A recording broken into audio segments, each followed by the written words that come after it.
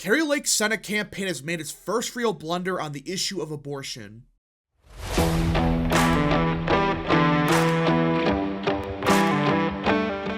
What is up, people of the internet? It is me, Real American, back again with a new video, and today it is time to talk about the 2024 U.S. Senate election in the state of Arizona, because everyone, Kari Lake's campaign before this moment has been very good, which is kind of a surprise, I know, but she has been running a very good campaign. Whether it's about talking about issues that matter, whether it's not talking about 2022 or even 2020, it has been a very good campaign from the get-go. Way better than her governorship campaign, but I think she might have made her first real mistake this cycle, and it relates to the issue of abortion. Now, before we continue with today's video, I hope you enjoy these type of videos. If you do, smash the like button down below, subscribe, share with your friends, hit that little bell, follow the social media accounts in the description down below, and of course, join the channel today. Again, folks, all support is greatly appreciated, and yeah.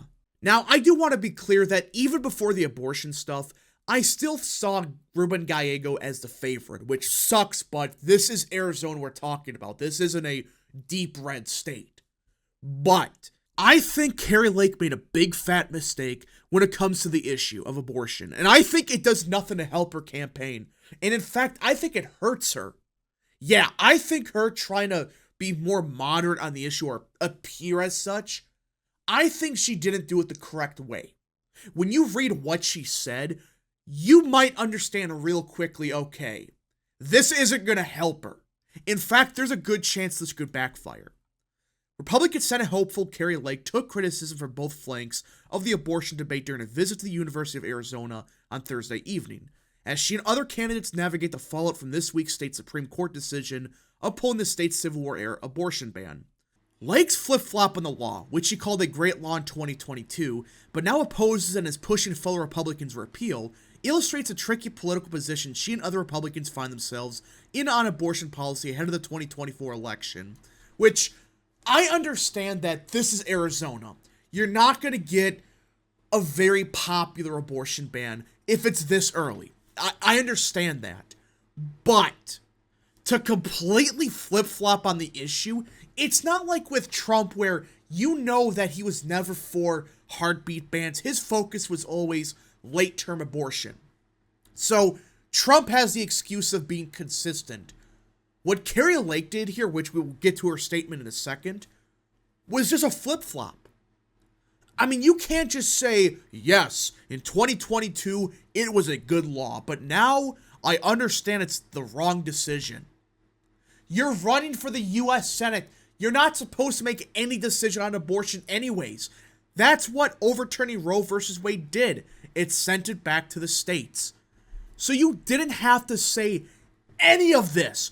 You could have just said the voters of Arizona can decide what they want the abortion policy to be. Instead, she made a big deal about this ban. Hell, she's trying to get Republicans to repeal it. Which again, if this was a consistent position of Lake, even back in 2022, if she would have said back then, look, this law might need some changes here and there, but I support it, I can understand maybe saying, maybe this law is too far. But to flat out flip-flop on the issue, I am not a big fan of. Again, people are trying to say, well, Trump did the same thing. No, he didn't. Even back in 2016, he was all for late-term abortion bans. You could go back. He never said, we need a heartbeat ban. He never said that. He's been consistent on the issue. Kari Lake, on the other hand, she made a flip-flop on the issue of abortion, at least related to this one law. During an event organized by the University of Arizona's College Republicans, Lake opened up her town hall to questions from the crowd and was quickly confronted on abortion. And this is why I think this flip-flop was a bad move. It's not like with Trump, which I've said 500 times now, but people gotta understand, Trump was seen as a liberal on the issue of abortion 10 years ago.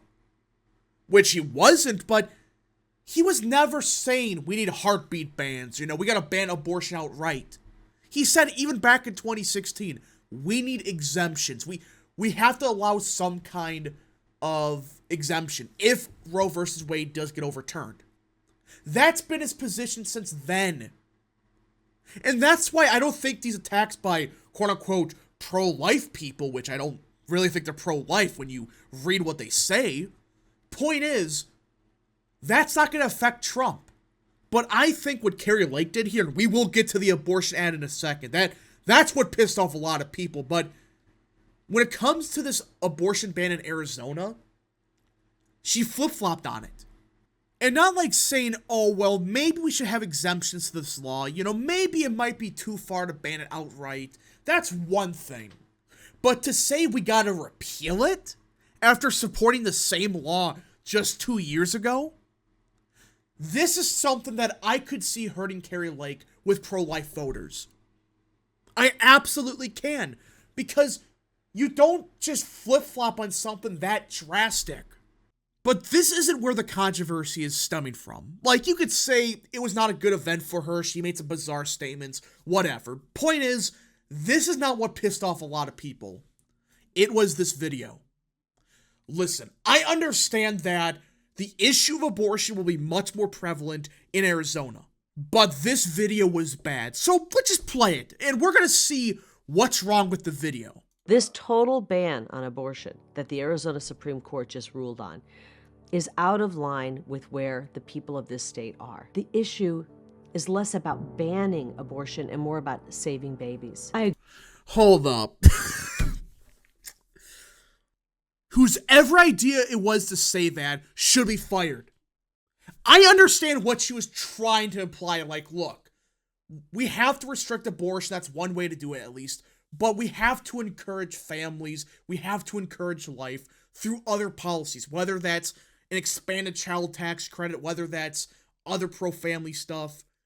But the way she said it, it's like, wait, huh?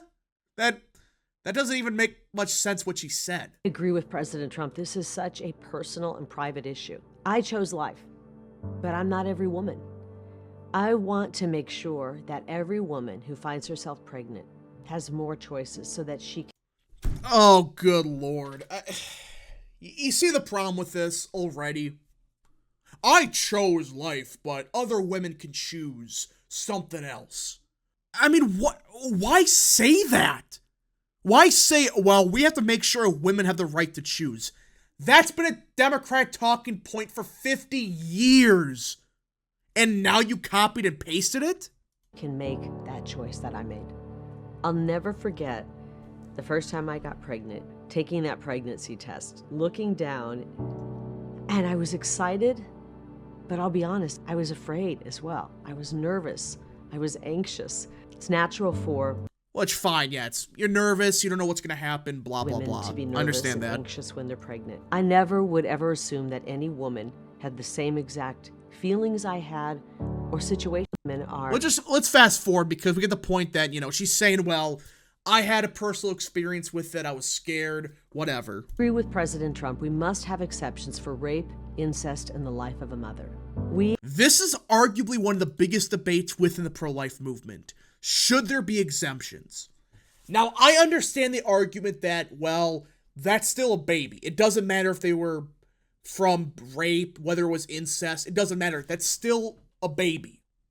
But at the same time, it's like, okay, is it moral to risk the life of the mother to have the baby? I mean, it's a damned if you do, damned if you don't situation. Personally, I support exemptions when it comes to the life of the mother. When it comes to stuff like rape and incest, that's a different story. But of course she's going to say she supports exemptions like Trump. We as American people don't agree on everything all of the time. That's an understatement. I mean, we agree on nothing. But if you look at where the population is on this, a full ban on abortion is not where the people are. The issue is less about banning abortion and more about saving babies. I don't get that talking point. I think she's trying to imply, like I said, we need pro-life policies. That's not just banning abortion, but the way she said it was bizarre. Like, it's not about banning abortion, it's about saving babies. Huh? And we can do that We are only as strong as our greatest institution, which is the family. And she's right about that. That's something the Republican Party has forgotten about, but yeah. You know, I had a real eye-opening experience this last summer. I had the opportunity to visit Hungary, and it completely changed my view of how we should deal with this complicated, difficult issue. I agree with this. This is the one part of the video that no one should have a problem with. The Hungary system, I think, should be the model in America, especially if you want to create and incentivize healthy families. In Hungary, what they did I thought was so amazing. They started with their tax rate. And when you get married, they give you a cut in your tax rate. When you have your first child, they give you another cut. By the time a mother has 4 children, she never pays taxes. And I agree with that. Of course, there should be, some law in place to make sure, she can't have 50 kids with 40 different men, but that's a good starting point. If a family has 4 kids, at least the mother shouldn't have to pay any taxes. I agree with that. And I assume 90% of people that watched this video also agreed with it.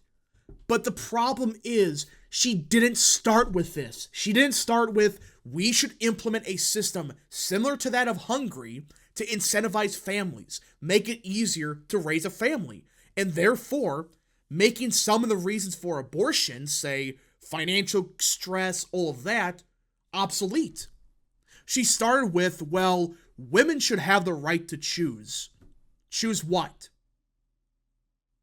This is my problem with this video. It starts off such a pathetic way. I mean, you start with, well, women have the right to choose. They have a different opinion. Which, yeah, they can have a different opinion, but that sounds like a Democrat talking point from the 90s. Well, women have the right to choose. We have to make it safe, legal, and rare. But the biggest takeaway from this is she didn't have to say anything about this. She could have just said, look, the state of Arizona can decide what they want their abortion law to be. It's not up to the federal government to decide. And leave it at that. But you could also say we should implement a Hungary-style system to encourage families. That's a good idea. But the way you started the video with, well, women should have the right to choose, that's going to piss off a lot of pro-life voters. They're going to just say, why should I vote? If you're going to say stuff like that, which I'm not saying she supports abortion, but some people are going to think with what she said, yeah, she might be a pro-choice Republican. I'm not saying she is, but the Republicans may not vote for her. There are going to be some people that look at this video and say, what the hell are we doing? What's the point of voting? Now, I hope the Kari Lake campaign realizes this is a big fat mistake, and they should make a new video focused 100% on the Hungary system. I agree with that part. The rest of it, cut it out. Don't post anything about women should have the right to choose. Choose what? Anyways, folks, thank you so much for watching. If you guys did enjoy this video, smash the like button down below, subscribe, share with your friends, hit that little bell, follow the social media accounts in the description down below, and of course, join the channel today. Godspeed to all of you.